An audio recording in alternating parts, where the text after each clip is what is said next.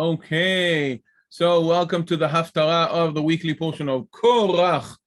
Korach, as you remember, is challenging the leadership of Moses and the whole question of leadership and also the interaction with between a prophet and a king and the authority and the Amalekites all are in the weekly portion, and the Haftara, the reading from 1 Samuel 11, is corresponding with all of these subjects.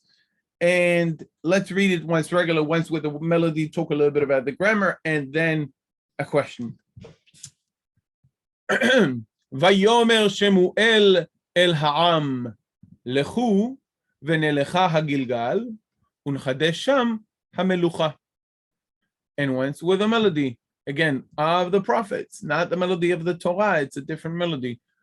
Vayomer Shemuel el ha'am lechu v'nelecha hagilgal unchadesh sham hamelucha.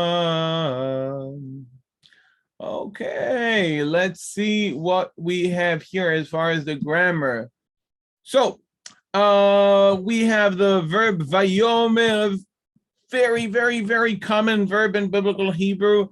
The root aleph mem resh is used thousands of times in the Bible, and it requires a speaker, which is the subject of the verb, in this case, Shemuel, and it requires a direct object, which is the direct quotation. Here, lechu v'nelecha hagilgal, unchadesh sham hamelucha.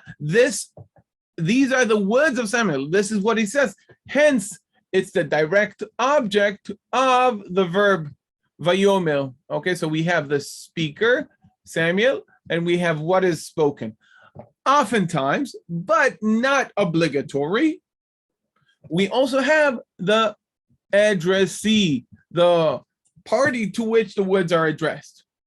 And oftentimes it would come before, okay, the direct object, the words themselves. This is a very, very common structure as far as the syntax of this verse.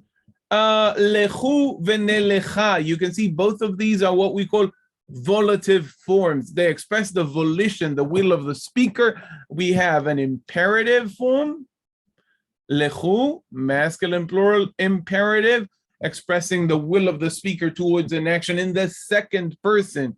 Okay, when you talk to someone and you want them to do something, you want them to act upon it.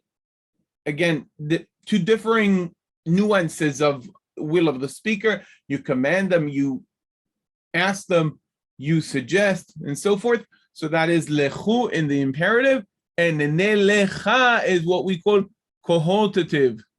Okay, cohortative is when it's done together. Okay, let's do something.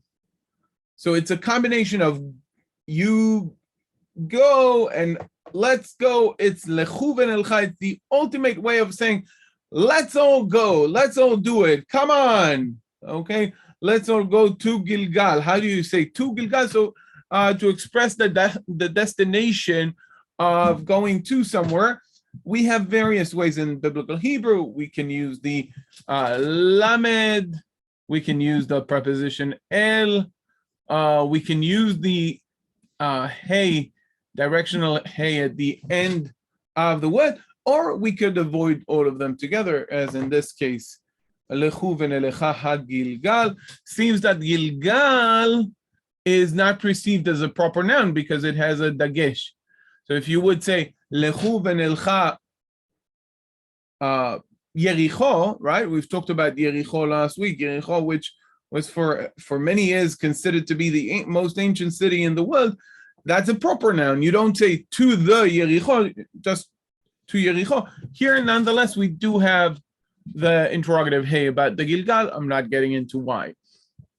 And let's finish with a question.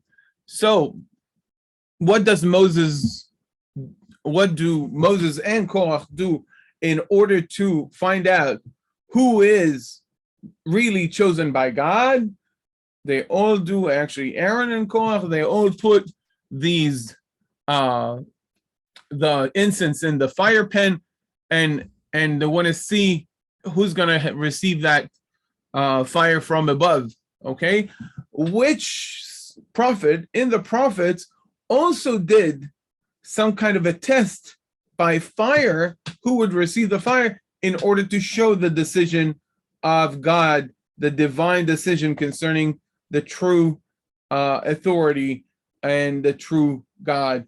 And that's it for the weekly portion of Korach.